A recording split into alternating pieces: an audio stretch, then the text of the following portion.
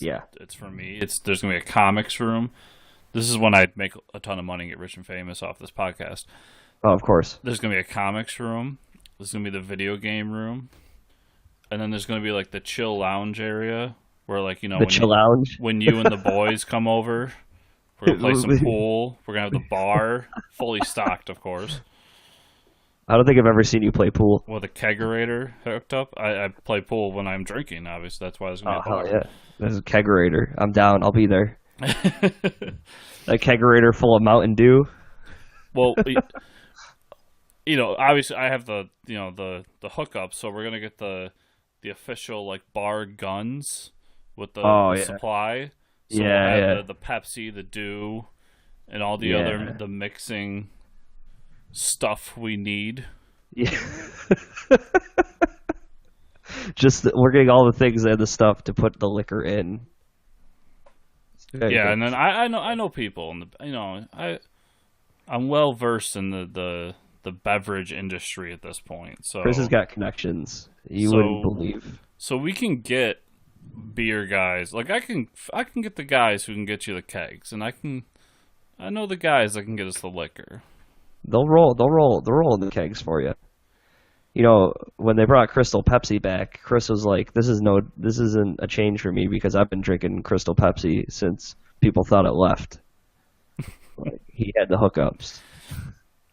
Probably the best part about my job is when I get the samples. Yeah. And I'll grab them, and like when Crystal Pepsi, when I got the sample for that, my boss gave it to me. And I made sure I put it in the fridge, got it nice and cool, as you need to do. Yeah, Crystal Pepsi, ice cold. And just walked around town, just drinking Crystal Pepsi, like it was a fucking commercial. got my Pepsi shirt on. I could just Crystal Pepsi. I could just see you wearing all the Pepsi gear, like walking down the street, and it's just like, you can tell by the way I move my walk. Come on with me. You're just drinking your Crystal Pepsi, and people are like double take it and turn around and stuff. Like, where did he get that? Wow. That's the way it was playing in my head while you're describing the story. That's definitely how it happened. But back to the topic, babe, we're getting this Marvel tiling in our house. Yeah, but long story short, Marvel tiling, and that'll be the foundation for all the cool things on top of it. All right, so we got some comic book news, I guess, to get to. There's some movies. Doctor Strange is coming out this week. Hey, did you buy your tickets? Did you get your tickets yet? What are you doing? We're gonna do something last minute, but I'm planning on taking my father. He's awesome. Huge Doctor Strange fan, so I that's have great. to go with him. I forgot. There's no way around that. I will most likely. I'll probably just buy a ticket last minute Sunday morning or something. I haven't bought any tickets yet. Yeah, I'm probably gonna end up going. Probably not Sunday because that's me and Dad's time to watch the Bills lose. But probably I'm thinking Saturday morning before our next recording. Tease. Oh yeah, hint. Yeah. Oh wow, look at that little segue into a shameless plug. We will have we're gonna have a guest on. We'll tell you more about the guest at the end of the show, but because that we got to make you listen to the whole show, or else we'd be out of business. Not that we have a business, but we're gonna keep you on your toes, kids. Do we have a business? Oh, I don't know. Business is good, but anyways, Doctor Strange. I do have to go see it in the theater now because I heard that they are dropping a brand new Wonder Woman trailer for the release of Doctor Strange, which is brilliant. Yeah. I don't get the companies have stayed away from each other a lot, but it doesn't make sense to me. Like that's your crowd. That's who you want to get to go see Wonder Woman. I think it's safe to say we're getting to the start of the whole Marvel versus DC era again. The tides. I mean, there's always been the subtle hints, but now we're really Rebirth come into play now, taking over a lot of the market share. Not only is Rebirth taking over market share, but you got to think they're getting new readers in. which is awesome. They're bringing new. If you look at those numbers, the numbers will tell you they're bringing in new readers. While Marvel's kind of just chilling there with the comics right now, killing it with the movies. But then DC's like, well, if you're going to see Doctor Strange, but let us remind you about the first solo female lead superhero movie is going to be by DC and not by Marvel, so suck it. It's kind of how I'm taking it. Which is a huge ball drop by Marvel because Captain Marvel should have been the first, but it's not. It'd be interesting to see who pulls the trigger first, whether the Shazam movie, the Captain Marvel of DC happens first, or the Captain Marvel of Marvel happens first, because I know whoever does it first, if they refer to Shazam as Captain Marvel, which is originally his name, and then they got some crap over it because DC captured the Captain Marvel name before Marvel did. I just wonder how that's going to play out. I would put big money down that the Shazam from the movie is going to be named Shazam. Yeah. I don't know how those rights work out, but they never really refer to him as Captain Marvel in any of the DC books because of legal reasons. Yeah. I know that I think like his alternate reality version was always, I think it was Cap Under or something, but either way, I'm going to see this Wonder Woman movie and relive all the hope that I once had for the DC cinematic universe. And then today we get the big news that The Flash not only lost its first pair of directors, those guys that directed the Lego movie, but now we've also lost Rick Famuyiwa, the director of Dope, who was on the Flash movie as well, has left the Flash movie. I don't know what's going on over there at DC right now. Yeah, it's confusing. This movie is just riddled with issues at this point. This one particularly. Yeah, and it's almost like. So here's my thought process behind this. It's not the worst thing in the world, and people are like, "Well, he's going to say that because he's a DC fan." Well, yeah. I know Marvel has a really good track record for their movies right now. Ant-Man lost an awesome visionary director, Edgar Wright, and then they came back and nailed it. I still really greatly enjoyed Ant-Man. I probably would have enjoyed it more if Edgar Wright directed it, but that's because I'm a huge Edgar Wright fan. The message that, or the statement that Rick released was kind of like, we had our creative differences. Obviously, he's not going to be like, DC's a piece of shit. Obviously, he's not going to talk because he wants to have a job down the road, and WB owns so many different properties. But it was almost like, he said something about bringing diversity to the movie and stuff, and almost as if like he was gonna, I don't know if they had Wally West involved, that he was gonna, if we were gonna get like an ethnic Wally West or an ethnic Iris, which I don't know if that would be the issue for the Warner Brothers to be like, no, because they're doing that on the show right now. So yeah, I would doubt that's the issue. I don't really see any. He was so excited. The problem for me was he was so excited about being like he seemed to be the right guy for me. And if you watch Dope was such a good movie. And it was that type of pop art. Like it was almost like you were reading a comic book with the play with the colors and the geekiness to all the characters.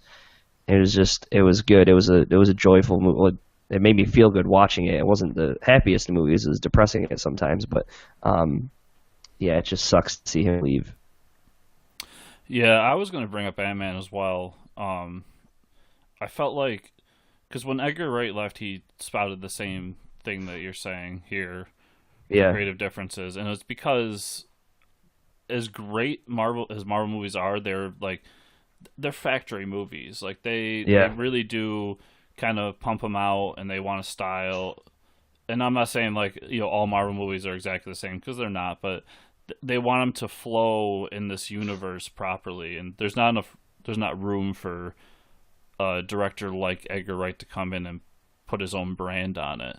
So that was the issue there, and I'm thinking that that might be the issue here too. Like, because when the first director left, correct me if I'm wrong, it was before Geoff Johns took over.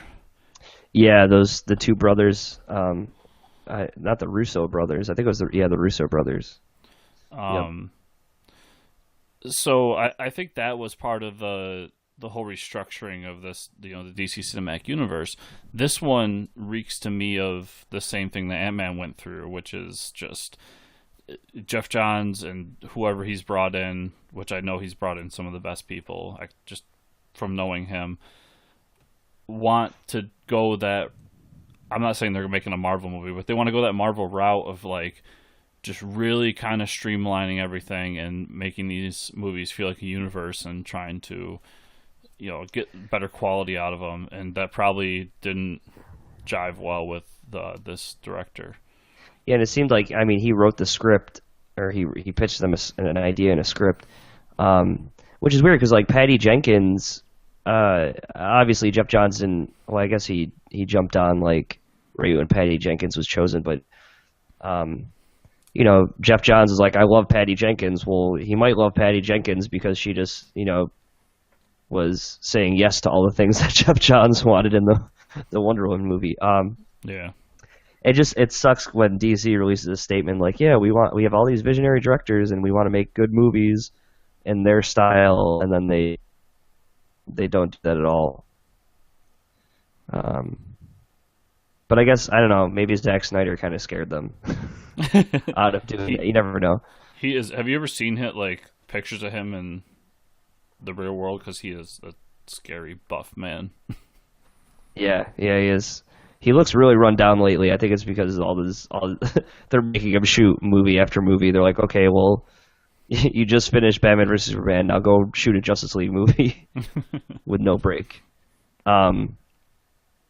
So yeah, I mean, I guess we'll see what happens. Hope for the best. Yeah, expect the worst. I didn't realize this. We're in the month We are in the month of November. Correct me if I'm wrong, right? Yeah. That is correct. It's either November or October 32nd. I don't think there's a 32nd in October. I think it's November. It might as well be October 32nd because I'm still writing October on all my paperwork. I think people are still celebrating Halloween out here as well. But less than a month and a half. So we're under 2 months until Rogue One, a Star Wars story. Fuck. Yeah, just take that in for a second. Like, just the euphoria. Power down the boosters in your TIE fighter and just chillax for a second and think about how we're getting another Star Wars movie. And it looks more fantastic. Darth Vader. It looks so good.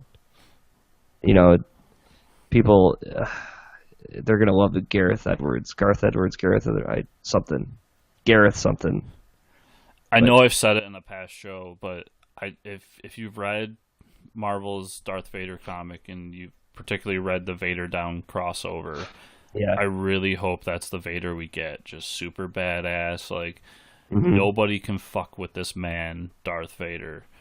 Like, I really want to see them show why he's so powerful. This is their opportunity to do it. Like, do it now. Like, do it now. Like, come on. Yeah, I want to see him take ships out of the sky with the Force. That's like. Yeah, we have the technology. We can do it. So do it.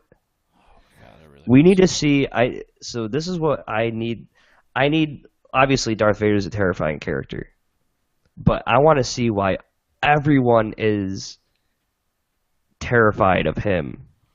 That's what I want to see. Like, why do all these commanders and generals and why do they fear Darth Vader and take orders from him? What has he done to be like, yeah, you better listen? You know what I mean?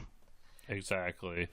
And I really hope I hope that they take from the Marvel movies and that they don't like throw it in our face that they're connecting it to episode 7 or anything, or even episode 4 for that. Yeah. But just have little background hints like, hey, look at that.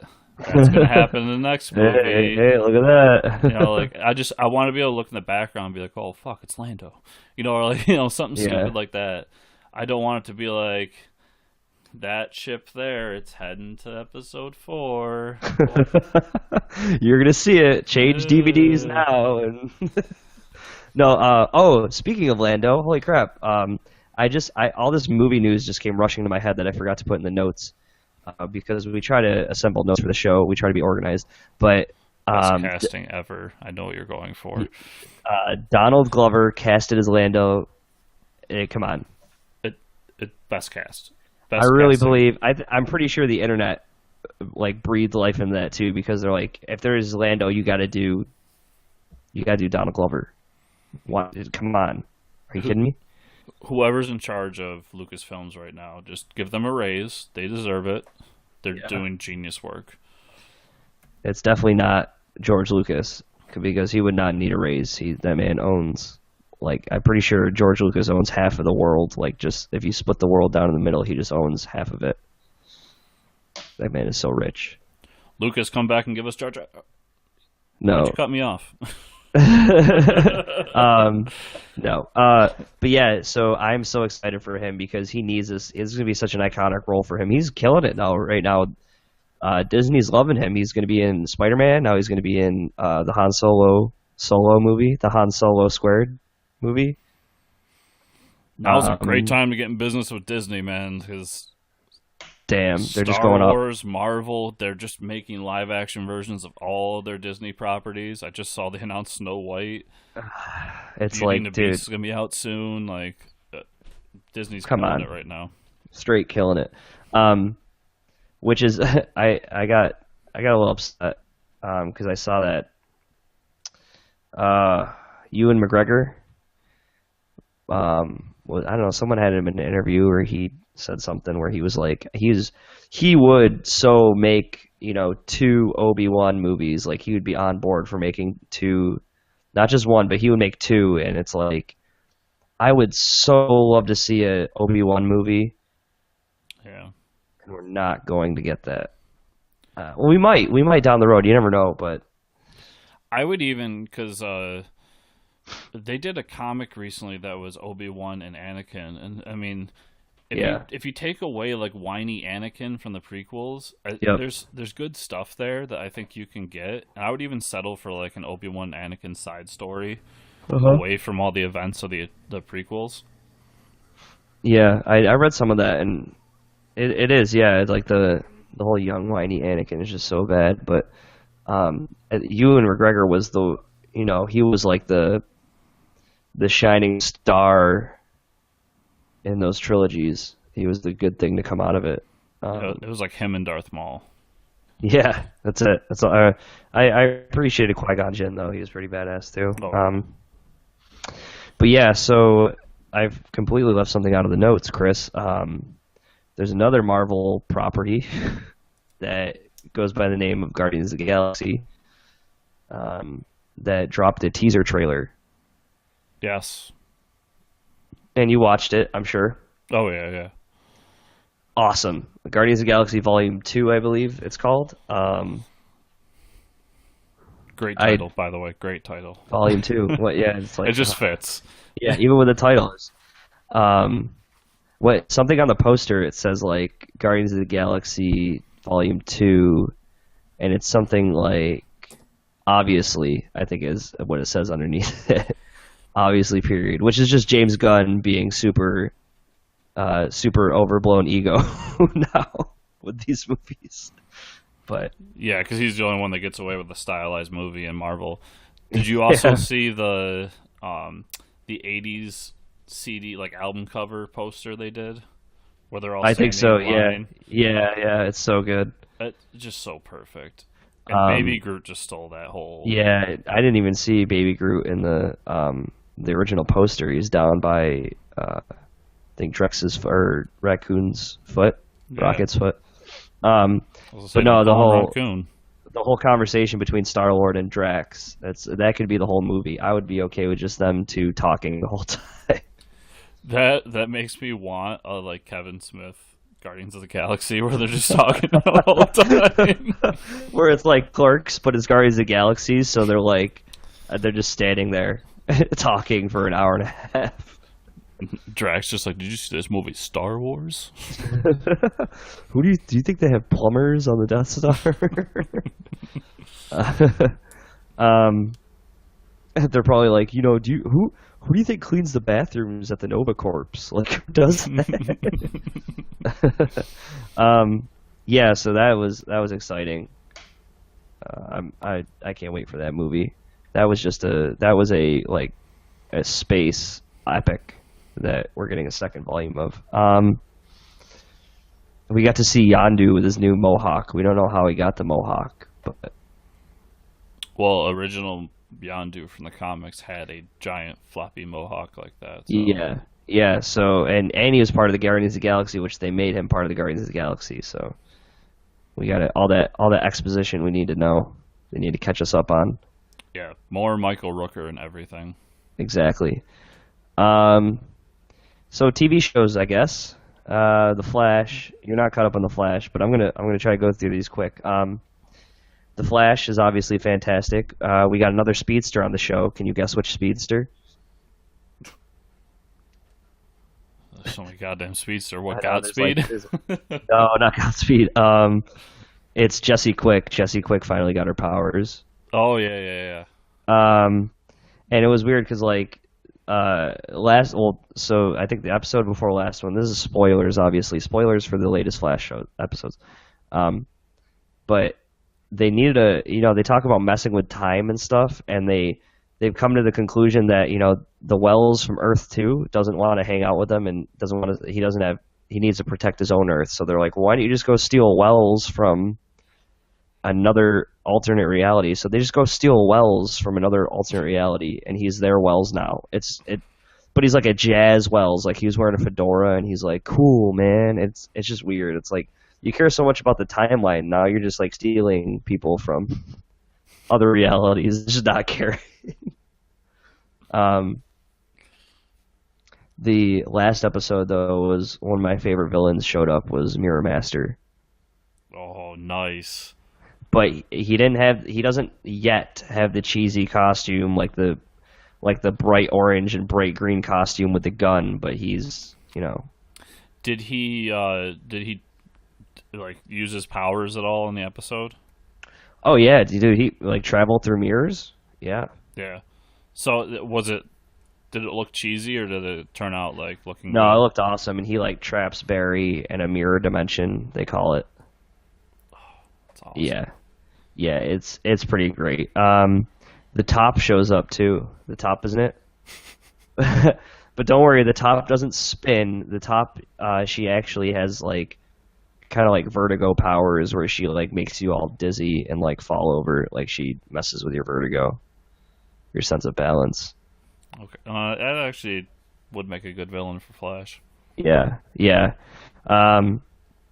Caitlin Snow, the last episode ends with Caitlin Snow finally getting her powers and be like, oh man, her Killer Frost. She's been trying to hide the powers and she finally gets them. But that's a quick catch up on the Flash. The villain right now, Dr. Alchemy, is terrifying. He's awesome. And the guy that's voicing him is the guy who does the Saw movies. And he's like, you want to play a game? That's the guy voicing Dr. Alchemy. It's like, I recognize that voice somewhere, and he's like, I'm Dr. Alchemy. And it's like you wait for the Saw music to play every time he speaks. Yeah, it's pretty fantastic. That is pretty fantastic. The latest Arrow was good. We finally got Diggle back on the team, and they just keep throwing more and more costumed people at you to team up with. So it gets better and better each time. That's all I can really say about Arrow. I mean, they've gotten to the point where they have some people on it that actually have powers or mystical things, which is, I like that incorporation with Arrow. Mr. Terrific finally got the T face mask. It's so awesome. It's so awesome.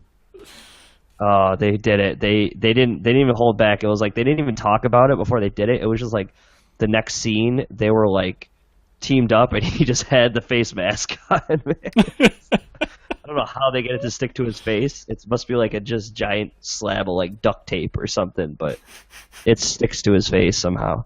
That's fantastic. Supergirl. I just caught up on last night's Supergirl. Spoilers. Megan the Martian shows up. Oh. Yeah, so if anybody is a Young Justice fan, Megan is part of the Young Justice crew. But we find out at the end of the episode that she's not actually a green Martian; she's a white Martian in disguise. Dun dun dun. Which is kind of. It was kind of lame because I actually wanted that character to be, Megan, but we'll see where it goes. I have faith in the show that they won't mess it up. Okay, we're getting through the list here. Legends of Tomorrow was fantastic. They time traveled to. So this is okay. So they get messed up to where they end up in like feudal Japan, where there's like samurais. But the way they get there is like Commander Steel finally gets his powers, where he can like cover himself, basically like Colossus of the X-Men. That's his power. Mm-hmm. And him and the Atom, Ray Palmer, who's in a suit, are just like he's like testing out the Commander Steel's skin, so he's like blasting him with his blasters. And they're just like standing in the cargo bay, like shooting each other and hitting each other. And then finally, like he hits Ray Palmer, and they open up a hatch door, and like they fly out the hatch door because they're being idiots, like hitting each other. So they land in Japan, and one of the warlords gets a hold of the Atom suit. So you have like this samurai guy wearing the Atom suit and like has a samurai hat on. It was so ridiculous, but it was fantastic. Commander Steel and Vixen are part of the crew now, and basically it ends with them, saving the town in Japan, obviously. But like there's this underlying thing of like, Heatwave the whole time is trying to like tell Vixen, because she's from the JSA, like the 1940s. He's like ninjas are real, like ninjas are actually real, and she's like, you're gonna tell me like people practice in secret in like the mountains somewhere and are part of this league of assassins, and like they look over at White Canary, and she's like, yeah, like I'm one of them. But at the end of the episode, like Heatwave ends up by himself in the woods and like gets jumped by like 3 ninjas and just beats the crap out of him and takes their costumes. So he's like wearing a ninja costume at the end of the episode. It's fantastic. That's awesome. Yeah, Heatwave ninja costume. So that's Legends of Tomorrow. You're still watching Agents of S.H.I.E.L.D., correct? I'm like 4 episodes behind.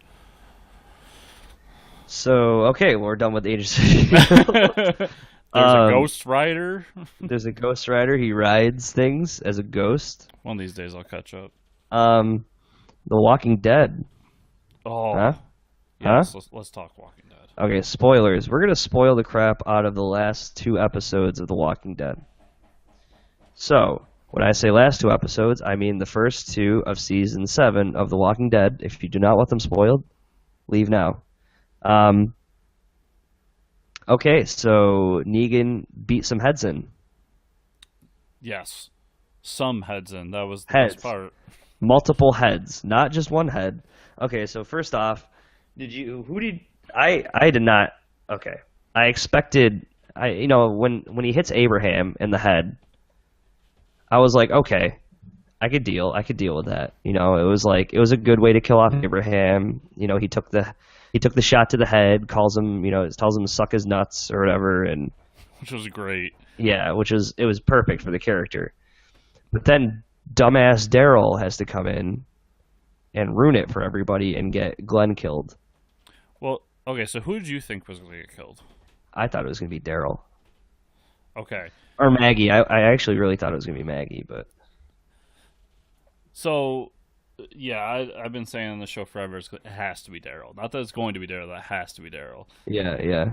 And it wasn't Daryl. It was, We already said, but I'm still convinced, and maybe it's just my, this is probably going to be my prediction for the rest of the show, like the episodes we do until he finally dies. But I almost feel like they're setting him up to be a swan song, like he's going to be a catalyst to start the war that starts like next season or something, or maybe the mid-season break. But I think at some point in this season, Daryl is done for. I don't know. I almost feel like that Glenn's death is enough for them to be like, because I mean, Rick's already ready to kill Negan. Like he's ready. Yeah. That whole episode was intense, and I mean, the whole part where he's about to cut off Carl's hand, thanks.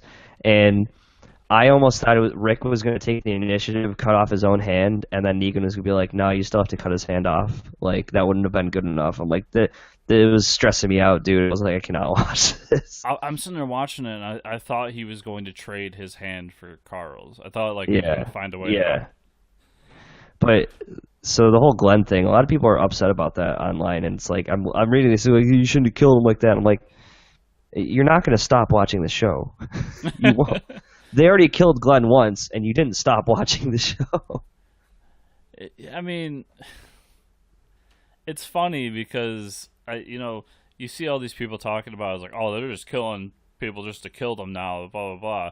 But then you turn around and maybe I'm just not paying attention to the right people. Yeah. But like, whenever I read about Game of Thrones, like there's no one having that reaction, and that dude is literally killing people just to kill people. Yeah. Oh yeah, they're just dying left and right on Game of Thrones. So I mean, it's important because you need to know that these characters are replaceable. Like they're not going to be around forever, and that's part of the learning to care for them, and then introducing new characters and learning to care for them, and then just The Walking Dead is all about character story arcs. I mean, that's what the comic was too, and that's why there's so many people cycling in and out, and that's why the show and the comic can go on forever.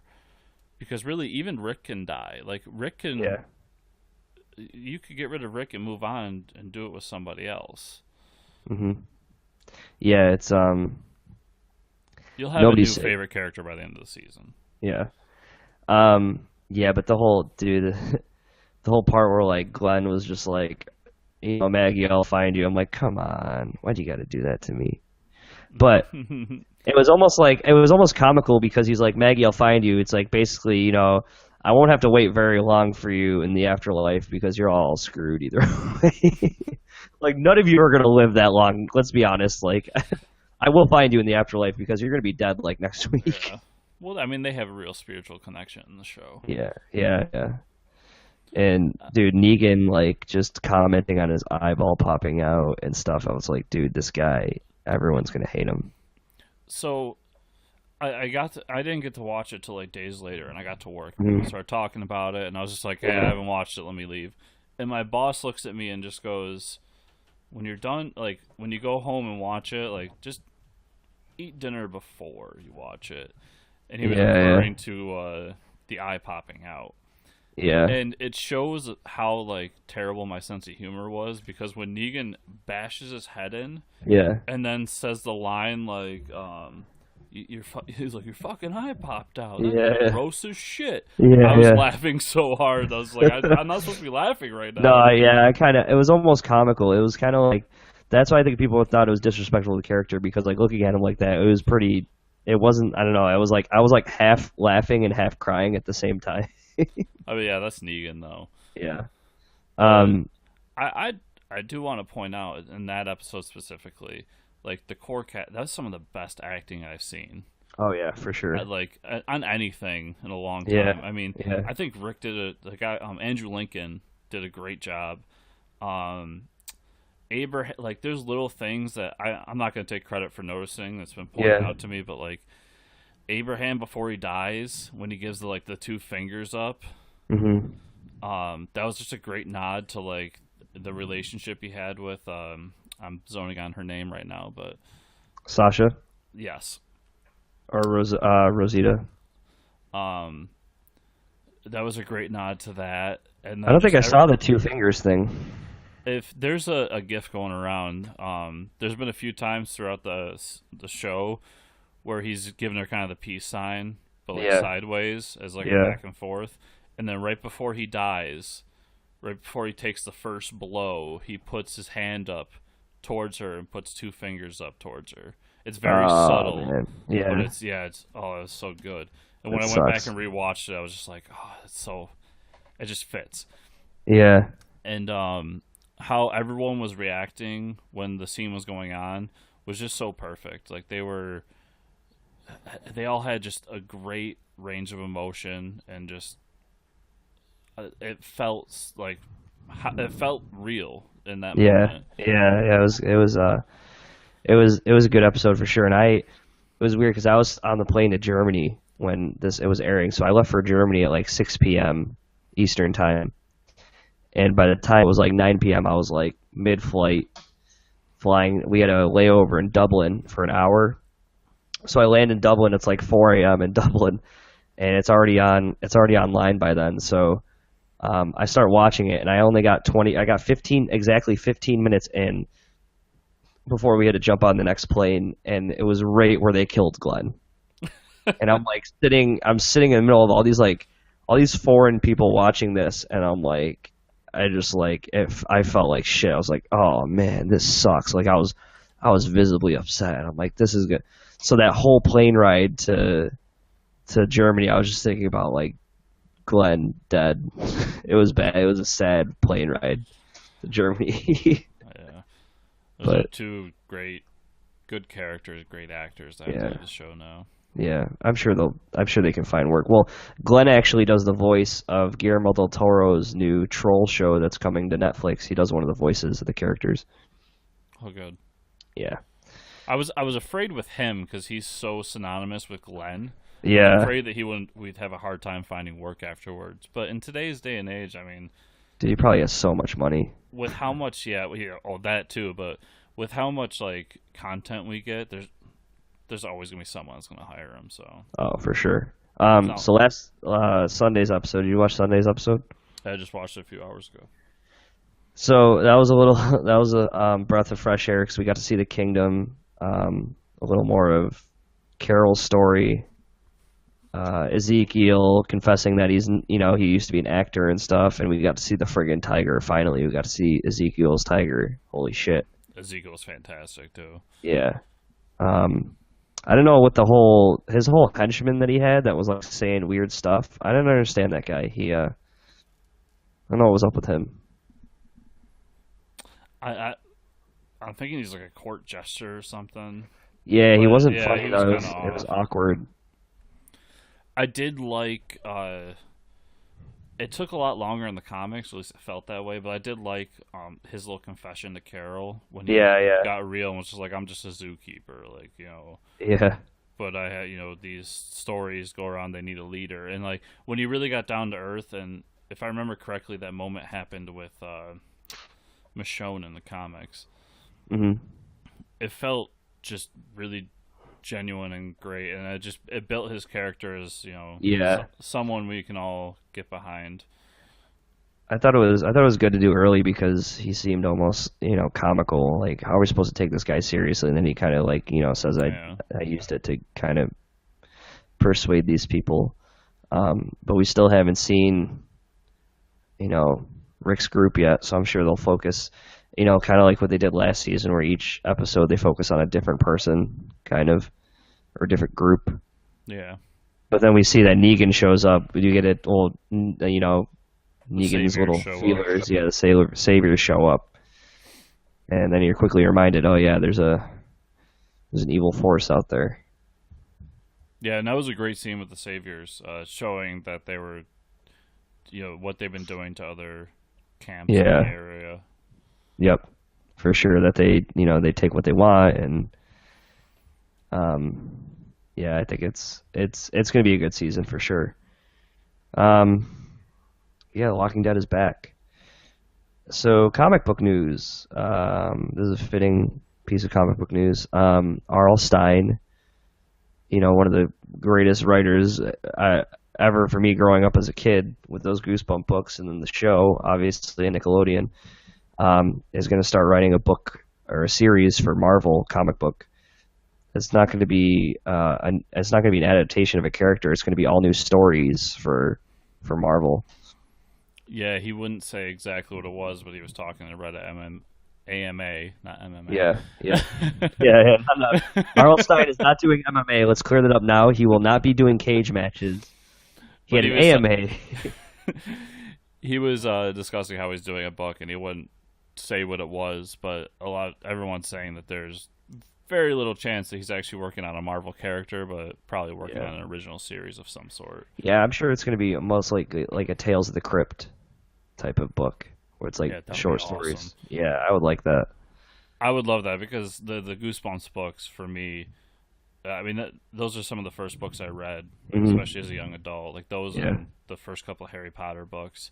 Like we were right at that age where they were becoming popular as we were growing up, and we were the fitting age. So he still has a pretty big fan base. I mean, when that Goosebumps movie came out, I know a lot of older, people in their 20s and 30s going to see that, not just kids, because of the whole fan base.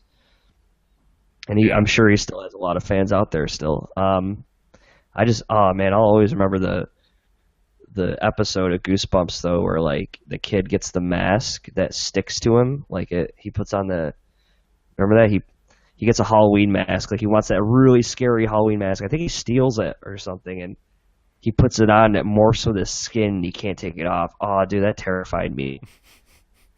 I remember him trying to like cut it off with a kitchen knife or something. I'm like, this is so messed up. Why would you? And it always taught me, like, don't ever steal anything, because it'll kill you. I remember like the intro. It was like, beware for a scare, and then it's like bum bum bum bum bum at the beginning of the show. I just remember that. So good. But now all I can think about right now is R.L. Stine in a cage match for MMA. I just don't know who. What writer do you want to see him fight? Yeah, that's what I was thinking. Like, can we put like Neil Gaiman or something, or like put him up against? No, I want to see him fight George R. R. Martin. Yeah, I feel like George could throw down. Like, he's a pretty hefty dude, but he looks like he's seen some shit. He'll take you out. I just see him walking out to the ring like Undertaker style with the Game of Thrones theme. And he's got this giant like claymore, and it's like dun dun dun dun dun. And like R.L. Stine's got his briefcase full of like stories. Right. I'm pretty sure there was do you remember the show Celebrity Deathmatch with the clay people? Oh, do I remember Celebrity That Deathmatch? That was the best show. Celebrity Deathmatch, for anyone that doesn't know, was a claymation show on MTV, I think, where they would have celebrities just wrestle each other, and it was so gory and awesome. It was amazing. I'm pretty sure, I want to say R.L. Stine was on an episode. I'm not sure, though. I'll have to go look that up. But it also led to one of my favorite original StarCraft mods from back in the day. They did a Celebrity Deathmatch mod. And so many hours playing. Are you serious? That's so good. Oh man. Yeah. So I think R.L. Stine versus George R. R. Martin, or like, this is it. R.L. Stine versus Stephen King, because they're pretty like old, frail dudes that tell scary stories. Oh, yeah, horror writers. They could probably think of some like messed up shit to do to each other, like. It's not an actual MMA cage match where they're like wrestling each other. It's like they have to choose like a weird way to kill each other or something. I don't know, but that's all right. R.L. Stine in a cage match, everybody. That's fantastic. No, it's because it's a day after Halloween. We're not going to do a shitty villain. I did have a shitty villain picked, but we have a few other things you didn't have on the list, so yes. Interject. Oh yeah, and I missed something else, but you go ahead. Yep. I already forgot what it was. Well, I got something. There's a questionable about Rebirth that we were wondering what's going to happen to Justice Society of America with Rebirth. Well, apparently they're going to. The writer has said that. I can't remember the writer. It's not Abnett. but he said that they're getting rebooted. Something is happening in the story where they're getting a reboot, that's kind of nice to hear. Yeah. Do you read Flash? I stopped out. It was getting too repetitive for me, so I stopped after like issue 5. So this was explained to me by a friend, so okay. Bear with me. And he showed me some of the panels. But at the end of the last issue of Flash, at some points, Barry had been sucked into the Speed Force. Yeah. And the two Wallies pulled him out, and there was a question asked, and Barry said, "Well, something in the Speed Force gave me hope." And it just the last page, spoilers, is the original Flash's helmet. Oh, I did see that picture. That was fantastic. Yeah. Yeah, and it's not the new 52 Garrick Flash helmet. No. It's like the original, like the tin hat Flash helmet. Yeah, so that's our hint at the JSA and where they've been. Yeah. It might have led me to go back to the Flash book because it was trailing off for a while, but then I saw that and I saw like all the other story arcs coming up, and I'm like, I might start picking it back up. Damn it. Okay, I remember my 2 things. Okay. So a quick somber moment because we missed it. I think it happened during our week off, but Steve Dillon passed away. Yeah. Damn. Very unfortunate because he's only like 50 years old. Yeah, he was young. But it's worth mentioning because he's just an amazing artist, or was an amazing artist, and is the artist to both one of our favorite books, Preacher.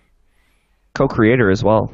Yeah, of Preacher. So I wanted to mention that and give our condolences to that whole situation.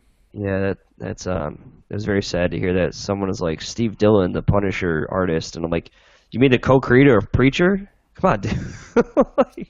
Forget Punisher. It was like the Preacher's the only Punisher you need to read about. Like, pick up that book. What the hell? Him and Garth Ennis's Punisher run was amazing, though. I didn't know that Garth Ennis worked with him on Punisher. I might have to go find that now. I believe it's Garth Ennis. Either way, I'm gonna get an email. Yeah, you're gonna get an email. And then we need to introduce our new segment. Oh. So yeah, we're gonna start doing a kind of a pick of the week.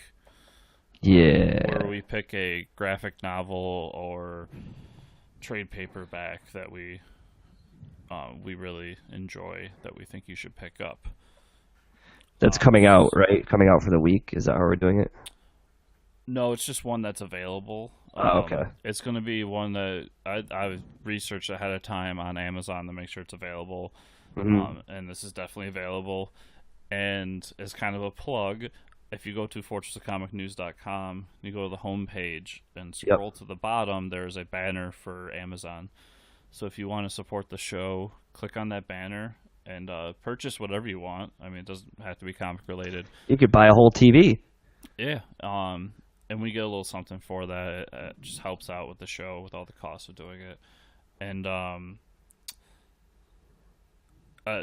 we're doing this as kind of a recommendation, so you can go on there and pick this up if you like, and help the show out and get a good book to read. And they're always the trades are always cheaper on Amazon.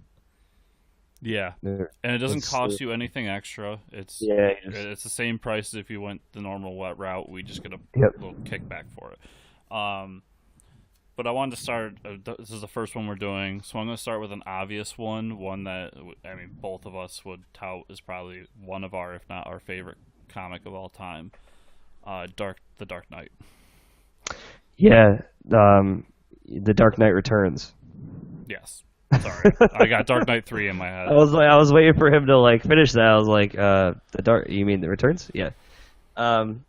Yes, one of the greatest holy grails of comic books all time. The dark justice that is 60-year-old Batman as he seeks vengeance on Gotham for being stupid.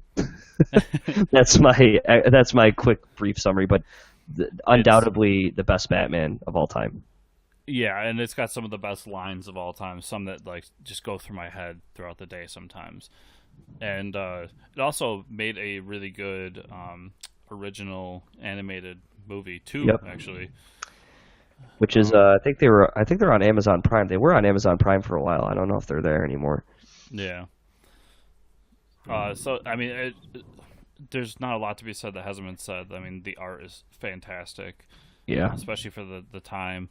It's definitely Frank Miller at his prime. That and his Daredevil run, just him doing what he does best.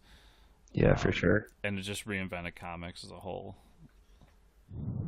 I don't know. And you find out that not only was Thomas Wayne a surgeon, but you also find out that Bruce Wayne's a surgeon too. And a giant mud pit is his operating table. Yeah, that's a good one to start off with. So I think is that it for is that all you had? That was good. That's all I had. Wow, that was a good surprise for me. Sometimes I don't. This is how Chris communicates with me is directly on the show, and I just learn things for the first time. So I think I'm going to go through Amazon and buy a trade that way through our website. But so instead of the shitty villain of the week, I do have a shitty villain. We're going to save him for next week. Yeah, we need a good one for next week. I have a good one. Don't worry, it's picked out already. We're going to do top 3 favorite scary movies for each of us that we think are number 1. Okay. Horror movies, scary movies, whatever falls under that genre. I don't know if you're a big fan of it. I didn't even ask you this before I brought this up. I am, for sure. I'm not a huge fan, but I do have some that I really enjoy. Okay, so I guess we're gonna go down from 3 to 1. So can you? Okay, we'll just start that way. Do you want me to go first? Yeah, you go first. Okay. I want to start with Dragon Ball Evolution. Oh, nightmares. Fair enough. Yeah, that was a horror film for sure. No, that we don't talk about anymore. Sorry, that joke's been in my head all day since you sent me the notes. You've been stewing that one all day. That was touche though. That was pretty good. We mentioned it earlier, but the original Saw movie. Oh yeah, just a great movie, like a great indie movie that turned into something kind of ridiculous. But yeah, I think they're on number 8 now or something. Or 7. Yeah, I don't even know. I stopped after like 4, and I was just like, I don't know what the fuck's going on right now. But the first one is just this great personal story that takes place in one room. Yep. And it's just 2 guys, acting their balls off for the entire episode or the entire movie. Yeah. And just if you haven't seen it, I mean, don't take the series as your barometer for that. That movie on its own is it's perfect. I mean, it's fantastic. There's not much better in terms of gore horror movies. That was a good pick. Yeah. Okay, so my third. Definitely. See, I have some more recent ones. I would have to say It Follows is my third from the top. Did you watch It Follows? No. Basically, it's a rehashing of like an '80s horror film. The plot, when you first hear it, sounds ridiculous that there's a sexually transmitted demon. It's still an STD, but it's a sexually transmitted demon, where you can only see you have sex with the person and they pass it on to you, and you can only see it if your friends can't see it. If it's chasing you, you can only see it, but if it's chasing you, it won't be stopped by anything until it gets you and like touches you and kills you. It's really cool though. The soundtrack's fantastic. It's almost like Stranger Things in the sense that it's like that. The chasing scenes have that like Michael Myers or Friday the 13th bass line where it's like boom, boom, boom, boom the whole time, and it's the acting is fantastic. It's visually, the cinematography is great. But it's just a classic horror film to where you don't see a whole lot of people venturing too far from the whole jump scare thing, but it's a really stressful movie in the fact that like you see all these scenes and all these people walking behind, the main characters as they're talking, and you never really pay attention to the background actors unless you've watched a movie 10 or 20 times. But now you're watching all these background actors and watching if any of the people in the background are walking towards the main character to like that it could be the demon, or it's really stressful sometimes to watch. But it's a fantastic movie. I recommend it highly. You're right. That does kind of sound like a sci-fi movie when you describe it at first. Yeah, for sure. My second one was, I don't know. Some of mine may not count as horror, but whatever. I'm more thinking like Halloween movies. Dawn of the Dead. Oh yeah, that counts. There's not much to be said that hasn't been said, but just it's. I know Night of the Living Dead's the movie that created the zombie movie, but Dawn of the Dead's the movie that brought out the zombie movie to the masses. Like, it's the movie that everyone thinks about when they talk about zombie movies. Yeah. It's been remade, it's been ripped off, it's anything you can imagine. And the remake's not bad either. And it's just, we're in Walking Dead era. I mean, that all comes from that series of movies, and Dawn of the Dead was definitely the best of them. Yeah, and the whole I think the scene that makes the movie for me is the cover of Disturbed's Down with the Sickness, like the acoustic or the Frank Sinatra version of Down with the Sickness, where like all these, you're seeing the people in the lives of what they're actually doing during a zombie apocalypse, like stuck in a mall. Like, what would you do? Wasn't that the remake that did that? Yeah. Yeah. Okay. Yeah, that was the remake. I'm referring to the original. Oh, okay. I'm sorry. Yeah. I thought you meant well, either way, both the movies are fantastic. Like I said, the remake is really good. Yes, yeah. But I'm referring to the original. Like, that's the one that started it all. Okay. Fair enough. What is my number? My number 2 is a movie that came out last year. I believe it was like last winter time, called The Witch. I think it's A New England Folk Tale is like the full name of the movie, but it was a movie that was shot for a very low budget at Sundance Film Festival and ended up coming to the big screen. And I had top horror movies before I saw both these two movies, and The Witch, so the premise behind it is this family gets kicked out of the village. They're pilgrims, obviously. They don't worship the same as everybody else, so they get kicked out and put towards the edge of the woods where there's obviously a witch. The whole movie, though, you don't really see the witch. I mean, you see a couple times, but it starts with like the baby goes missing. Where does the baby go? And then you get a glimpse of blood magic and dark magic and like what, demonic possession and stuff like that. But it's done in a way where it's not like jump scare or the typical obvious things happening. Like, you're questioning the whole movie whether these people are really being plagued by the devil or like they're just going insane because they're stuck out there with no food. They're running low on food. But the whole movie, the children of the family keep talking about Black Phillip and the goat, and you see them playing with the goats the whole time. And by the end of the movie, the older daughter, the whole family's dead, and they die in ways that it's not like they're murdered. It's more of like accidents, freak accidents that kill them. And so she gets brought to her wits to where she's like talking with the goat at the end of the movie, saying like, if you are the devil, like show yourself. And you're almost questioning whether you don't know if she's gone crazy or it's actually the goat possessing people. And I'm not going to spoil the movie right now because it's such a great film that you need to watch the movie and find out what happens, because it's just the way that director starts every scene. He starts every scene in the pitch black, so it's like you start off with a solemn tone, and it's just very like it's just me thinking about it now. Like I start thinking about the movie, and it just makes you really stressed out because it is suspense at its deepest root. It's suspense for sure. and it's scary as shit. Like I had trouble sleeping from that movie. But yeah, I don't know if you watched. Did you even hear that movie, The Witch? I've never heard of it. Yeah, it's an hour and a half. Just watch it, dude. Watch it with don't watch it alone because you won't sleep.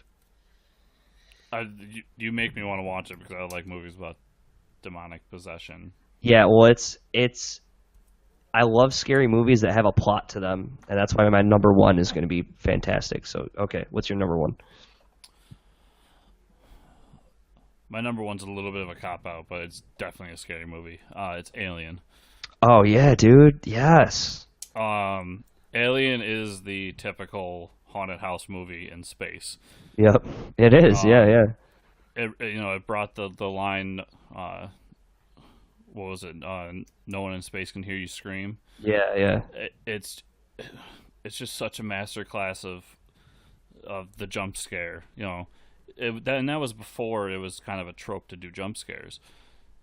So it's just everything about it is creepy. It's disturbing, and it really, like, when you think about it, it scares the shit out of me because you're stuck in that station with that thing. Like, there's little to no way out. It's not like in a haunted house movie where you can just leave the house. Yeah, and which they never do in the haunted house movies, though, or they at least try to. But the entire time, I'm just like, why don't you just leave the fucking house? Yeah, why don't you just leave? And it's not like you can just walk out the door because you're in space. Yeah. And just that movie. I mean, I love the whole series. The Aliens movies are great, but that movie in particular is just a masterclass in cinema. And I don't think a lot of people know this, but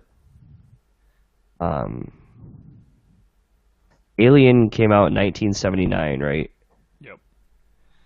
Okay, and the original Star Wars,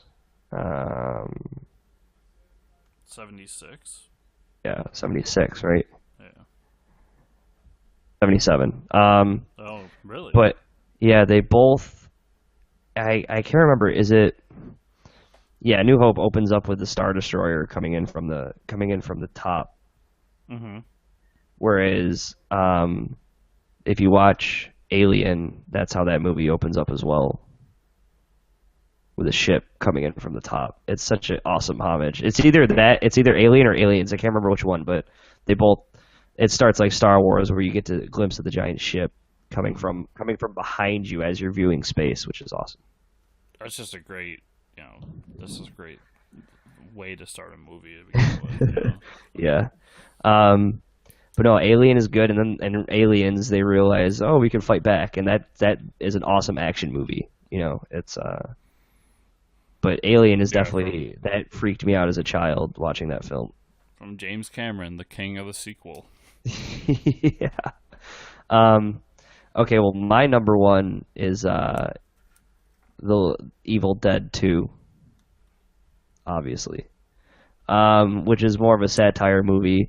Cult classic, Bruce Campbell, at his darkest hour and his finest film ever.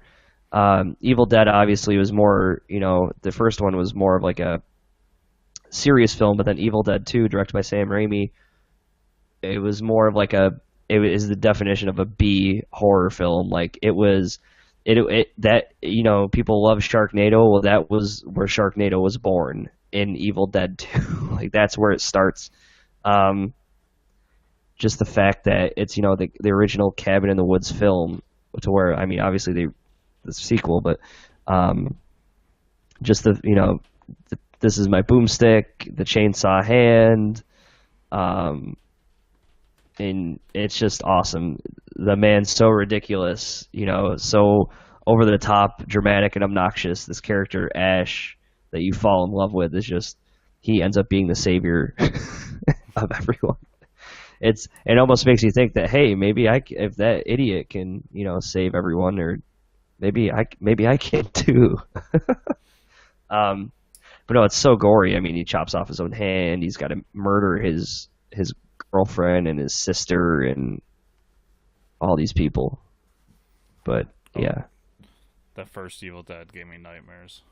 Yeah. Yeah. Just freaked me out as a kid. Yeah, it's like, and now you watch them and it's just fun to watch. Yeah, they're almost cheesy at this point. Yeah, But yeah. I still love them. Yeah, it's still good. Um, but yeah, I think that was it. That was fun to do. Our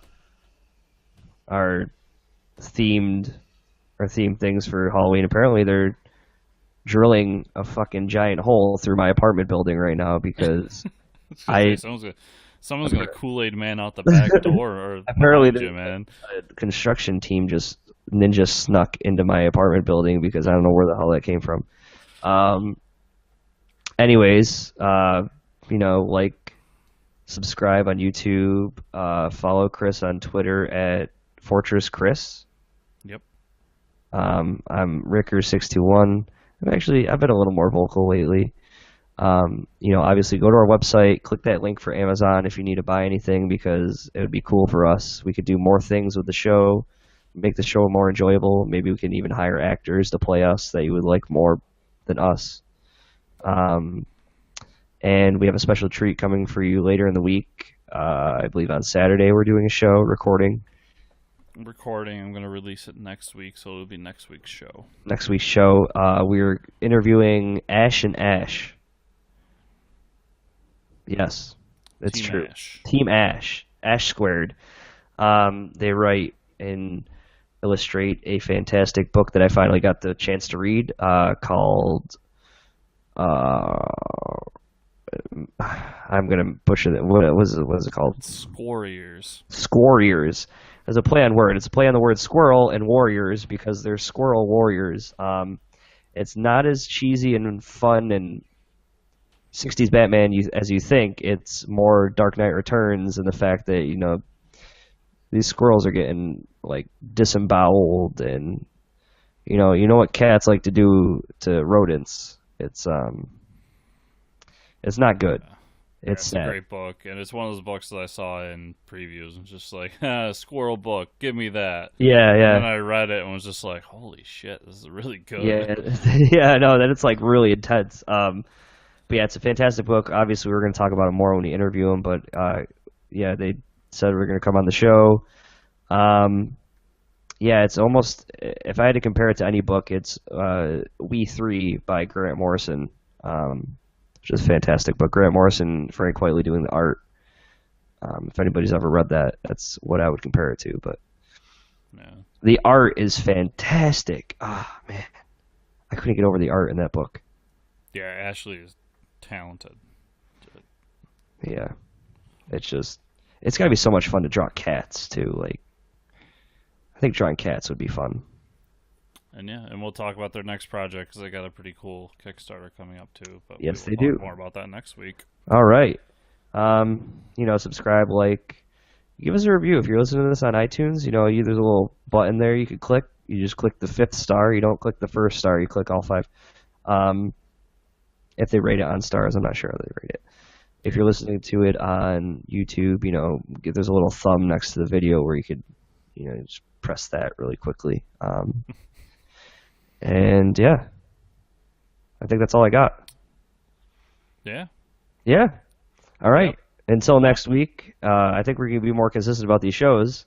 Until next week, I'm Mike signing off. And I'm Chris, also signing off. Signing. Question mark? Maybe. See you later. See ya.